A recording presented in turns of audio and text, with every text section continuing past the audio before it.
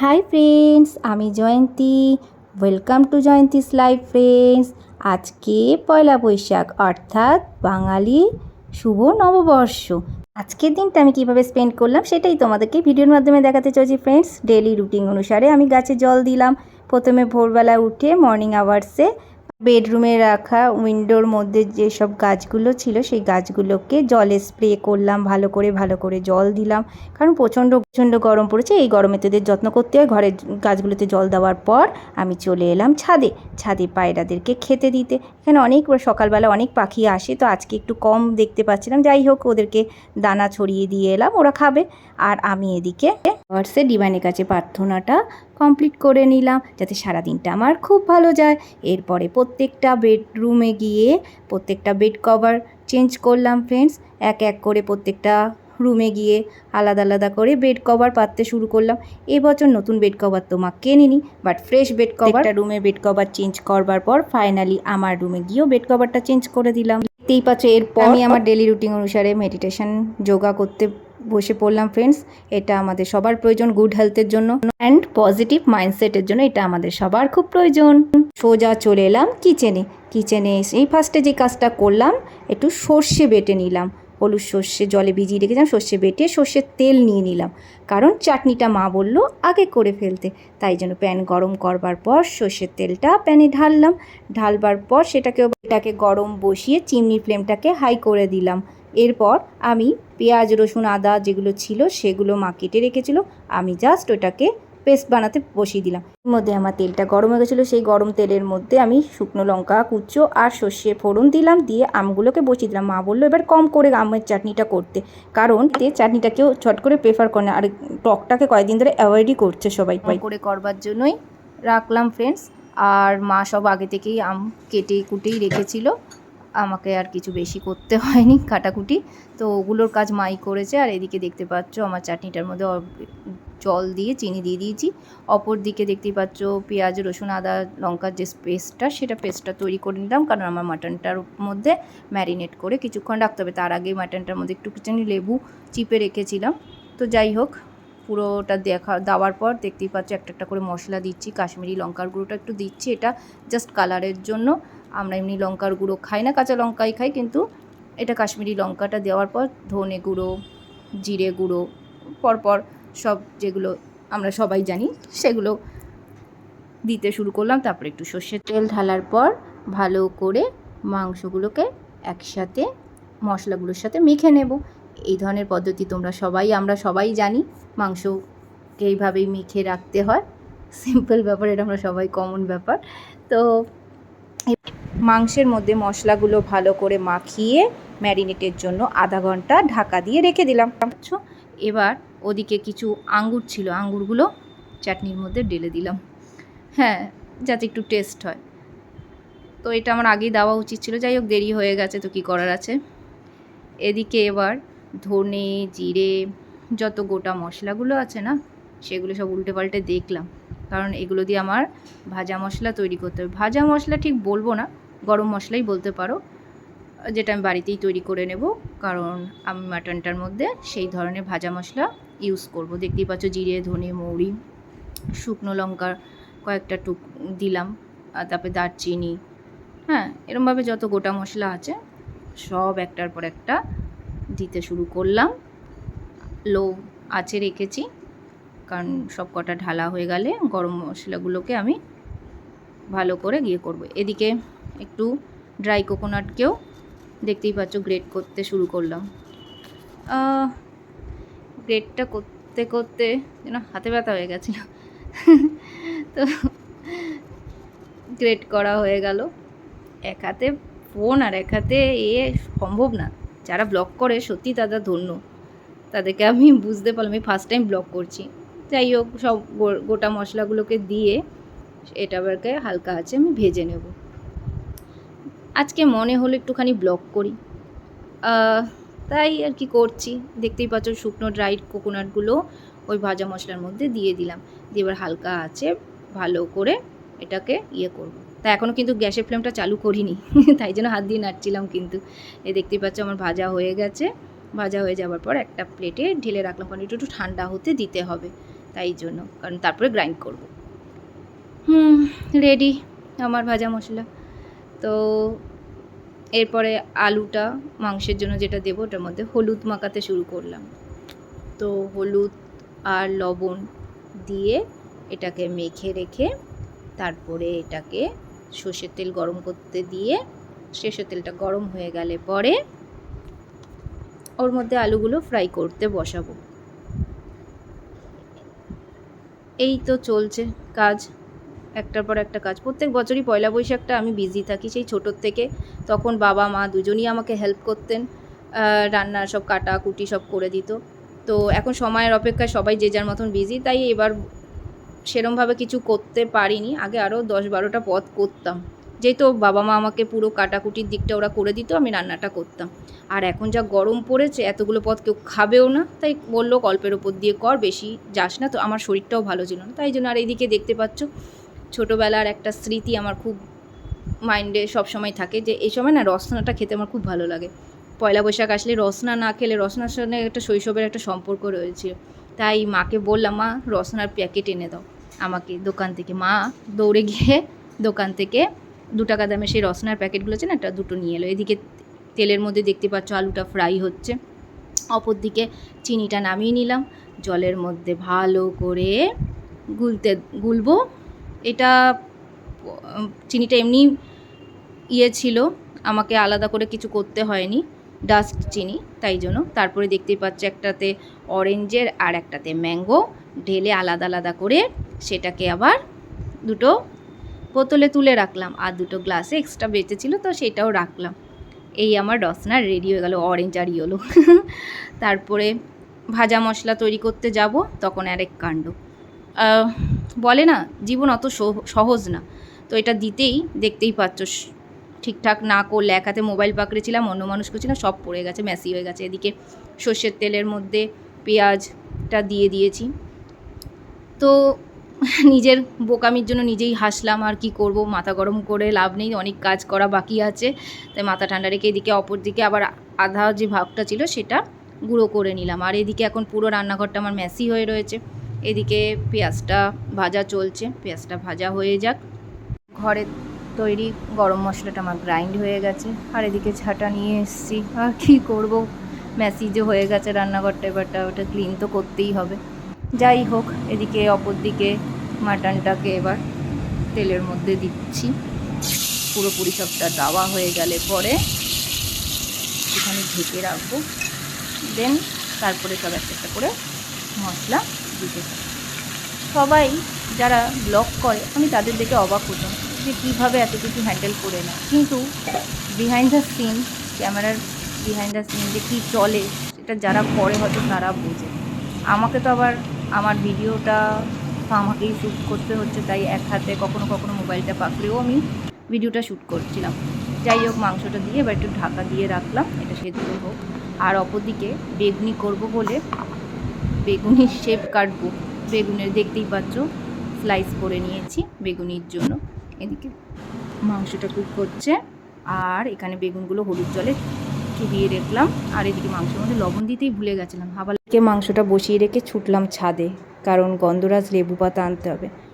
গন্ধরাজ লেবু পাতা তুলতে তুলতে গন্ধরাজ লেবু পাতাটাই খালি হয়ে যাচ্ছে।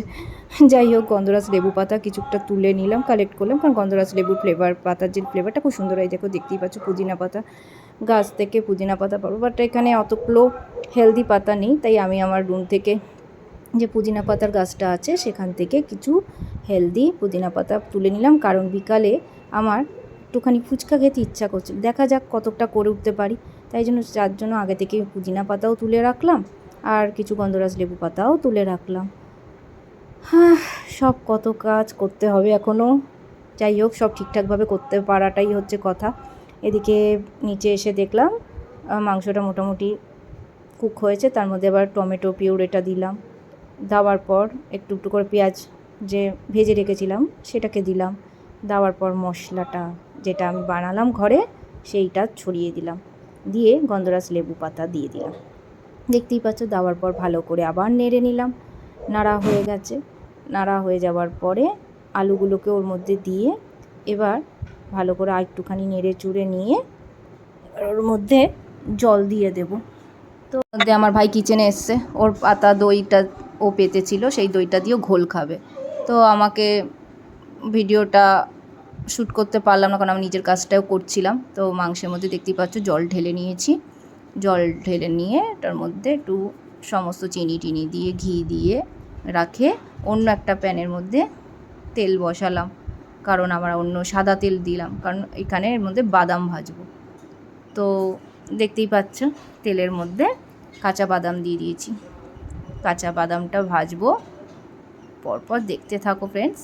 কাঁচা বাদামটা আমার ভাজা হয়ে গেছে।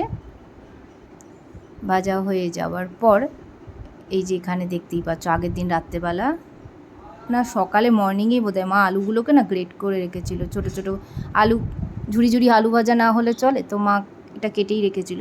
তো আমি শুধু এখন তেলে ছাড়ছি। আর এদিকে একটা পাত্রে বেসন নিচ্ছি, বেগুনিটাকে তো ভাজতে হবে, তাই বেসন নিয়ে নিলাম।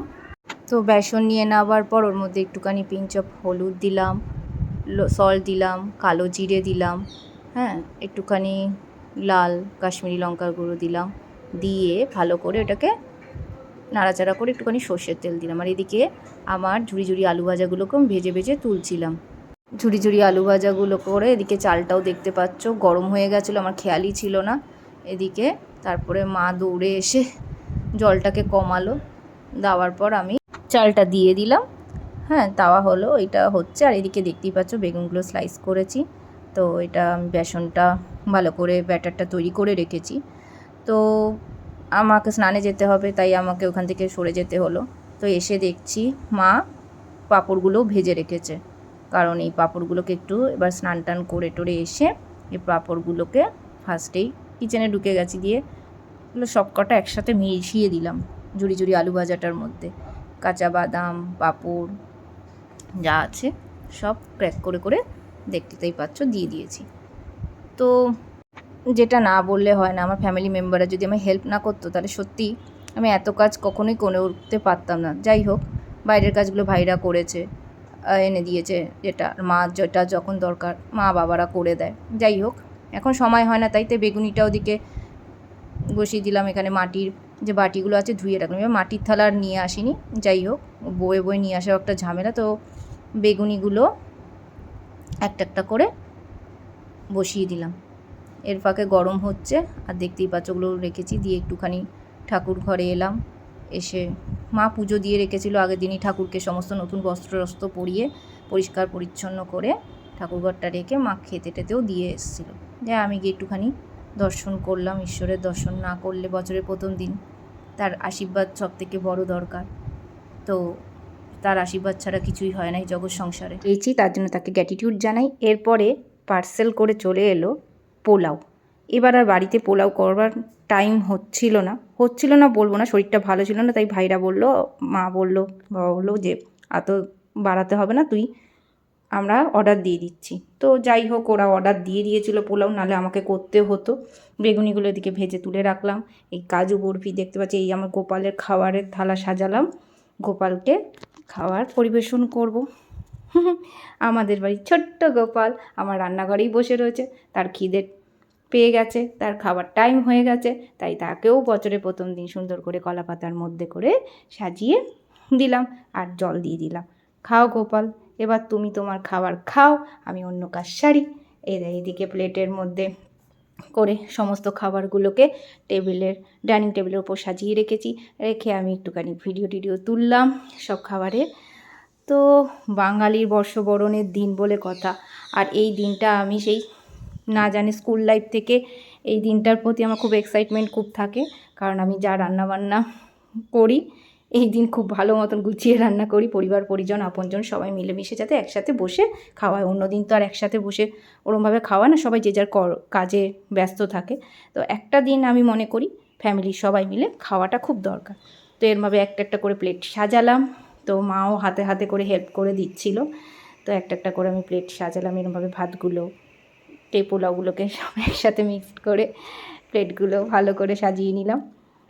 দেখতেই পাচ্ছ সাজানো হয়ে গেছে, আর বেশ কালারফুল লাগছে। তো এত গরম পড়েছে, গরমে আমাদের বাড়ি সবাই বলল যে কম যা করবি কম করে কর, যাতে ফেলা না যায়। তাই করলাম। বিকালেই মেলা রয়েছে, মেলাতেও আবার সবার চলবে, যদিও আমি খুব একটা বাইরে খেতে পছন্দ করি না। যাই হোক, দুপুরে খাওয়াটা তো আমেজিং হয়েছে ফ্রেন্ডস, সবার খুব পছন্দ হয়েছে। এরপরে চলে এলাম, সন্ধে হতে হতেই ছাদ থেকে দেখছি মেলার আসর বসে গেছে, ছাদের থেকে ভিডিওটা শ্যুট করলাম। তো ওই গরমের মধ্যে আর বেরোতেও যেন ইচ্ছা করছিল না, সারাদিনে ক্লান্ত। ভেবেছিলাম একটু ফুচকা করবো, কারণ আমি বাইরের ফুচকা টুচকা একদমই খেতে পছন্দ করি না। তাই হোক, এরপরে একটু রেডি হয়ে মায়ের সাথে বেরালাম মেলাতে গিয়ে কত আপনজনদের সাথে দেখা হলো। তো খুবই ছোটো মেলায়, ছোটোবেলার থেকে এই ছোটো মেলাটাকে এনজয় করে আসছি, খুব ভালো লাগছে। এটা না হলে যেন বছরের প্রথম দিনটা অসম্পূর্ণ থেকে যায়।